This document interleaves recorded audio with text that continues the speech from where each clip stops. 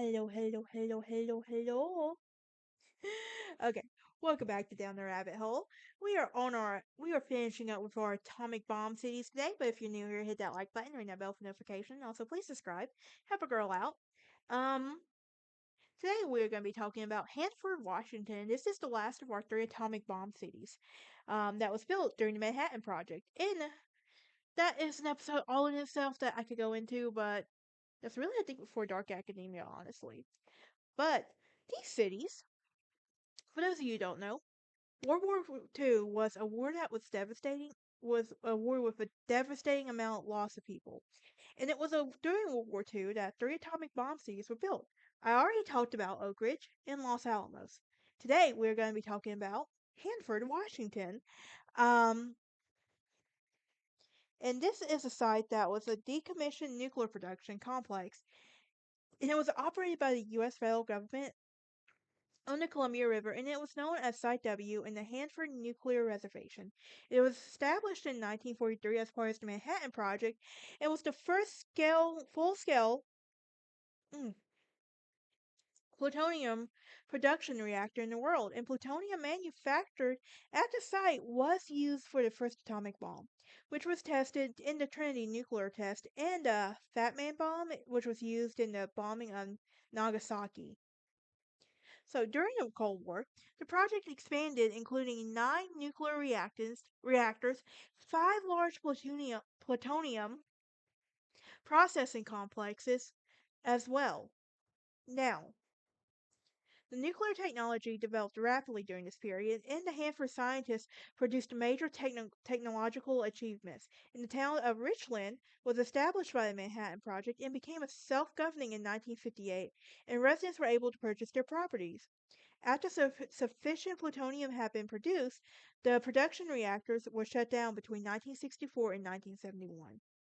Now, many early safety procedures and the waste disposal practices were inadequate, resulting in the release of significant amounts of radioactive materials into the air in the Columbia River, resulting in higher rates of cancer and surrounding area. Now, the Hanford site became the focus of the nation's leading environmental cleanup, and a citizen-led Hanford Advisory Board provides recommendations from the community stakeholders, including local and state governments, regional and environmental organizations, and business interests in Native American tribes. And cleanup activity was still going on in 2023 with over 10,000 workers employed on the cleanup activities as well.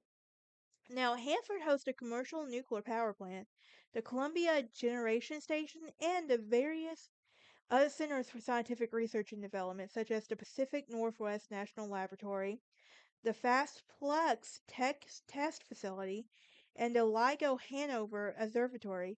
And in 2015, it was designated as part of the Manhattan Project National Historic Park, and tourists can visit the site and be a reactor. Let's talk about the early history. So I'll try to keep this as brief as possible because I know not all of y'all like to tune in the whole time. But there's the confluence from the Yakima, the Snake, and Columbia rivers that have been a meeting place for Native people for centuries.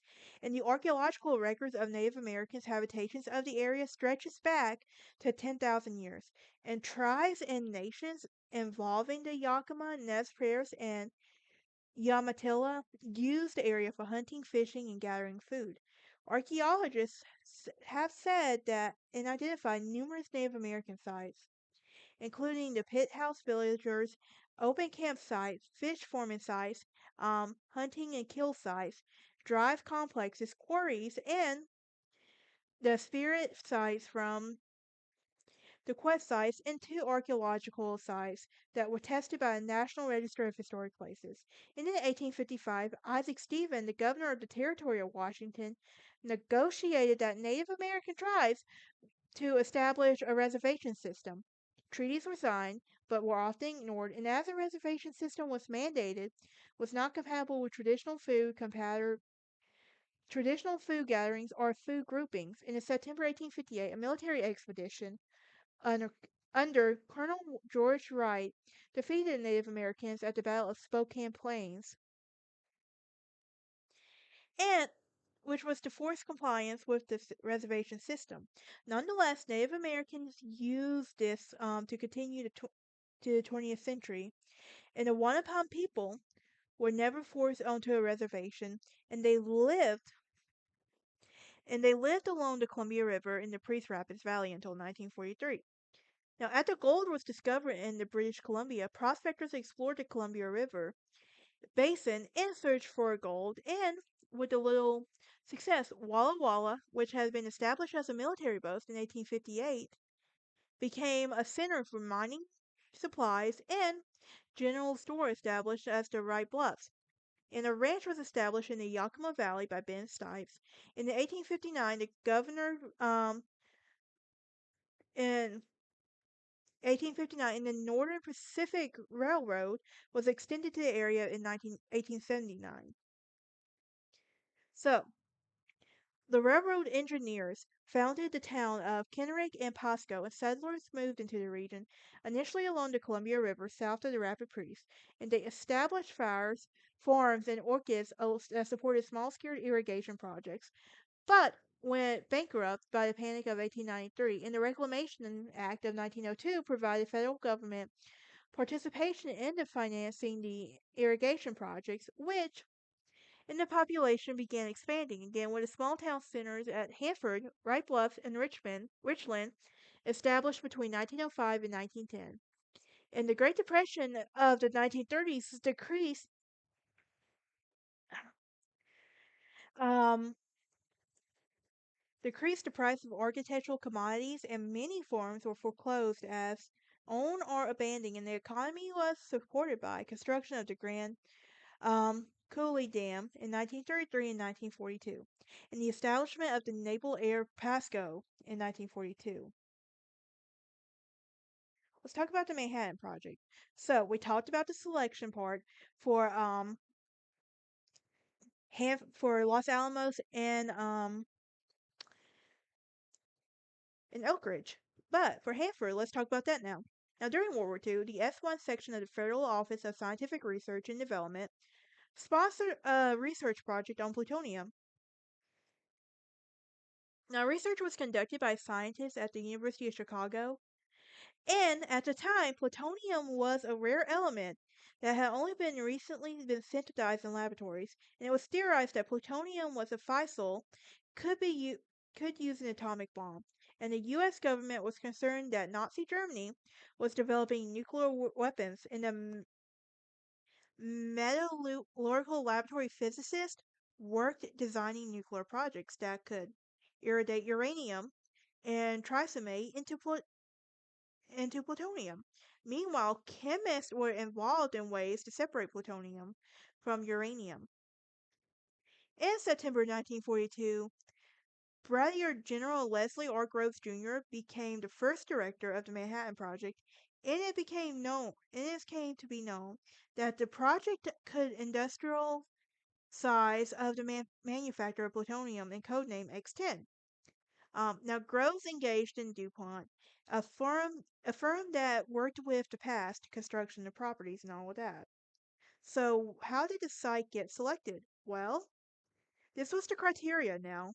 Um, it had to be a clean and abundant water supply, a large power supply, a hazardous manufacturing area of at least 12 to 16 miles, space for laboratory facilities at least 8 miles, the employees' villages with no less than 10 miles upward by the plant, no towns more than 1,000 people closer to 20 miles from the hazardous plants, no main highways, railroads, or employee villages closer to 10 miles from the hazardous rectangle,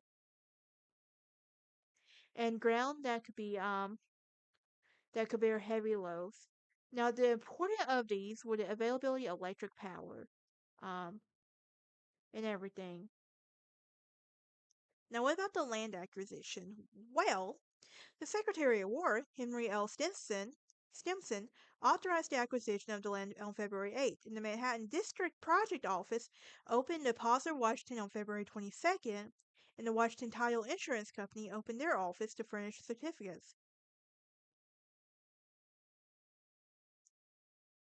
Trying to keep this as short and sweet for y'all as possible. Now let's talk about the construction workforce. Well, DuPont advertised that the workers for the newspapers for an unspecified work construction project in the southeastern Washington, offering an attractive scale of wages and living facilities. Normally, for the development of the isolated area, its employees would be accommodated on the site, but in this case, for the security and safety reasons, it was desired to at least 10 miles.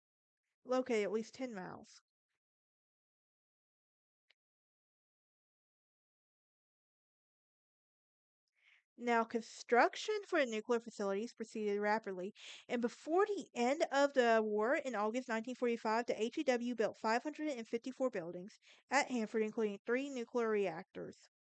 And the project required 386 miles of road and a railway and four electrical substations as well.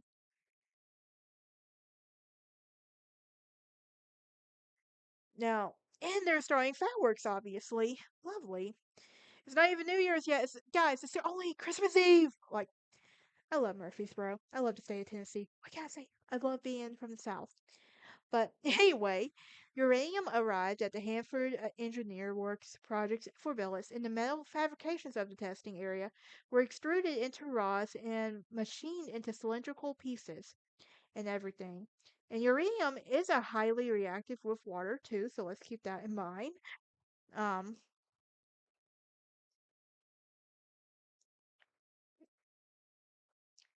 Now, although the reactors could be shut down in the 2.5 seconds, they would still generate heat to decay the fission products, and it was therefore that the vital blow should not cease, and everything. And if the power fell, the steam pumps would automatically cut in to continue to deliver the water at full capacity.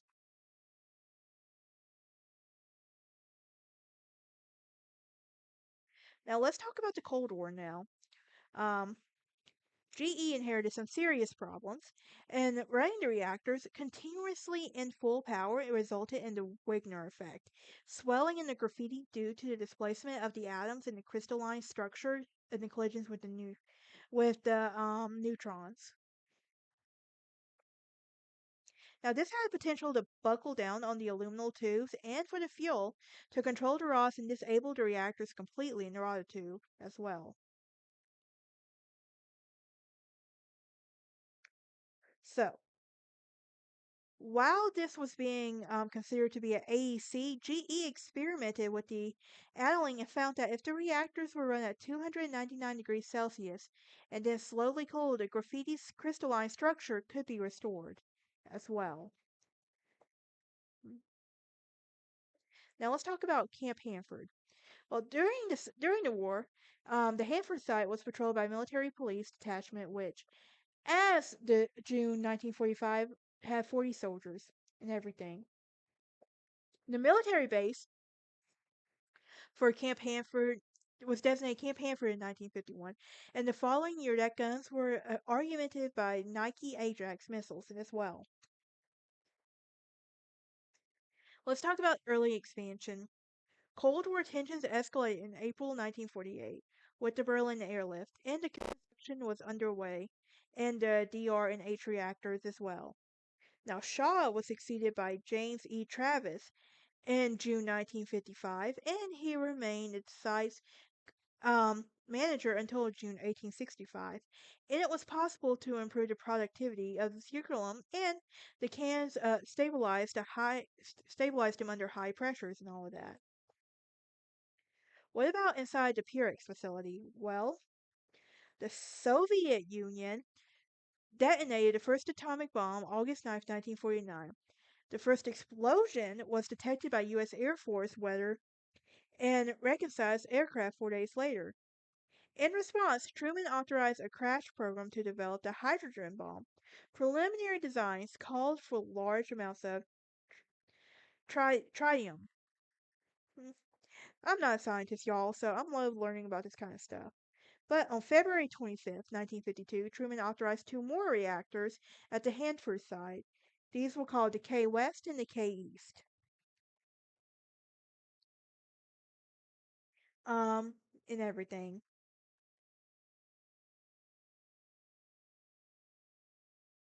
Now let's talk about decommissioning now. Um, by 1963, the AEC had estimated that it had sufficient plutonium and that it would be foreseeable future that it would plan to shut down the production reactors. Rightfully so, right? I would think so. And by January 1969, the AEC chairman, under pressure from the newly elected Nixon administration to cut costs, announced that three reactors built in the 1950s, C, KE, and KW, would be shut down. And in 1969 1970, the redox and Purex facilities were placed on standby status during in December 1967 and June 1972, respectively. So between 67 and 71, the number of workers employed at the Hanford site plummeted from 8,500 to 5,500, and the closures left the only in reactor as well. But what about later operations? Well, although uranium enrichment and plutonium breeding was slowly phased out, the nuclear legacy left an inedible mark on the Tri Cities. Since World War II, the area has developed from a small farming community to a booming atomic frontier to a powerhouse of the nuclear industrial complex. And decades of federal investments created a community of highly skilled scientists and engineers. Now, while GE announced that it will be ending this contract at the Hanford site in '63, the AEC decided to separate a contract for multiple operators.